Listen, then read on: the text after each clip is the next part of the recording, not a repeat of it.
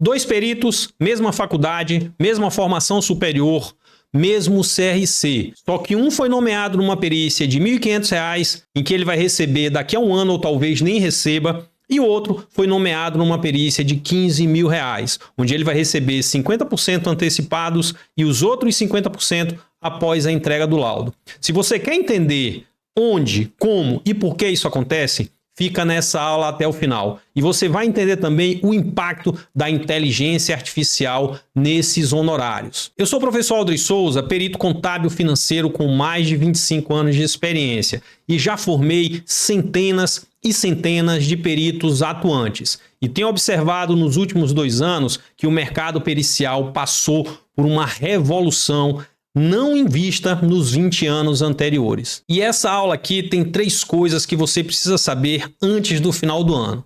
Primeiro, quais são as 2 áreas da perícia de baixo ticket que tem maior demanda e que tem honorários ali que oscilam entre R$ 1.500 e R$ 10, 15 mil reais. Segundo, como fazer para ter esses recebimentos, como que é o processamento dessas perícias e principalmente o risco de calote de cada uma delas. E 3, o impacto da inteligência artificial nessas áreas. Existem basicamente 5 grandes áreas da perícia para contadores, administradores e economistas. Estou falando da perícia financeira, trabalhista, previdenciária, tributária e contábil.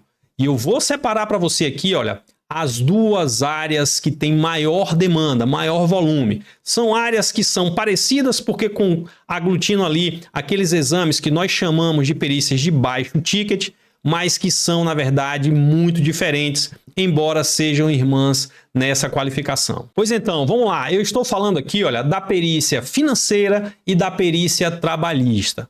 Antes da gente começar, é importante você perceber o seguinte: essas 2 áreas aqui, elas envolvem, primeiro, as ações bancárias e revisionais, contratos, financiamentos, cartões de crédito, disputa de juros e capitalização.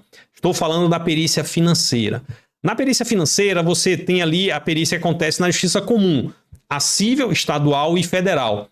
E os principais atores dessas perícias são contadores, economistas e administradores. E exige, sim, um domínio amplo da matemática financeira.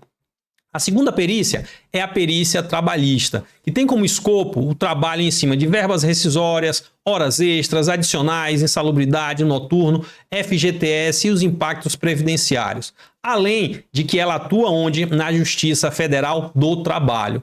Os principais profissionais que estão nesse mercado são os contadores e os técnicos contábeis. E exige, sim, amplo domínio da CLT e das convenções coletivas de trabalho. E nesse momento aqui, eu quero que você já deixe logo aqui nos comentários qual a área que você atua. Me diz aí, coloca aí que eu leio todos os comentários. Você atua na perícia financeira ou na perícia trabalhista? Fala aí a tua impressão sobre cada uma dessas áreas, que eu vou ler todos os comentários, prometo, e volto aqui para responder cada um deles. E outra coisa, eu quero que você saiba que eu publico toda semana uma aula aberta aqui nesse canal do YouTube, discutindo perícia contábil, financeira, trabalhista, previdenciária, tributária, ou seja, perícias que são voltadas para contadores, administradores e economistas. Então, clica logo aqui, começa a me seguir, já deixa também a sua curtida, porque essas aulas são direto ao ponto, sem encheção de linguiça, sem promessa mirabolante. Então, eu já quero que você já faça exatamente isso. Não deixa passar, não. Por quê? Porque o que vai acontecer? De repente, você não vai ver mais esse vídeo e vai perder a chance de saber, por exemplo, olha, esse segundo passo aqui, olha, que as perícias na área financeira, elas têm honorários que oscilam entre R$ 2.000 a R$ 5.000 em média. Causas complexas ali, elas chegam facilmente aos R$ 10, 15 mil reais. E o ponto diferente aqui da perícia financeira é que, por conta do Código de Processo Civil, existe o quê? A possibilidade de adiantar esse pagamento de honorários via depósito judicial. Esse recurso ele fica lá numa conta da Justiça. E o perito ele pode pedir antecipadamente, olha, até 50%, né, antes mesmo de dar início à perícia. E os outros 50% onde na entrega do laudo. Ou seja, o risco de calote é quase inexistente. Por quê? Porque normalmente as pessoas que estão ali nesse polo desse processo são pessoas jurídicas que têm sim uma capacidade de pagamento muito grande, além da previsão legal para o depósito prévio desses honorários. Já na perícia trabalhista, os honorários oscilam ali entre R$ 1.500 e R$ 2.000. E sim, tem frequentemente uma limitação imposta pelos TRTs, que é um teto de pagamento ali, que é uma tabela, né, que é utilizada ali pela Justiça. O pagamento dessas perícias ocorre como? No final do processo, após o trânsito em julgado da sentença. Ou seja, após o final do processo mesmo. E isso leva, em média, 1 ano e meio a 2 anos. E sim, existe um risco real de calote.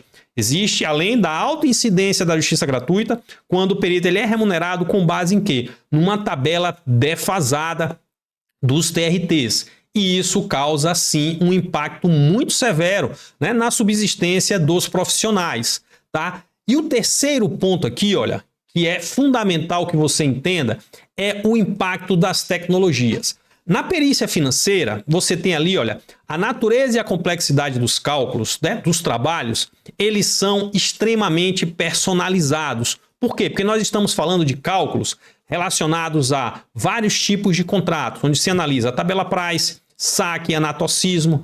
Temos ali, olha, por outro lado, na perícia trabalhista, uma alta padronização, que exige mais atenção aos parâmetros de cálculo do que a criatividade matemática. Até porque nós vamos para o segundo ponto, que é a existência de softwares. No caso da perícia financeira, basicamente você vai utilizar o quê? Planilhas de Excel. Sim, algumas planilhas serão extremamente trabalhosas e complexas de serem construídas. Por outro lado, a perícia trabalhista, você tem ali sistemas consagrados e engessados, como é o PJ e-Calc.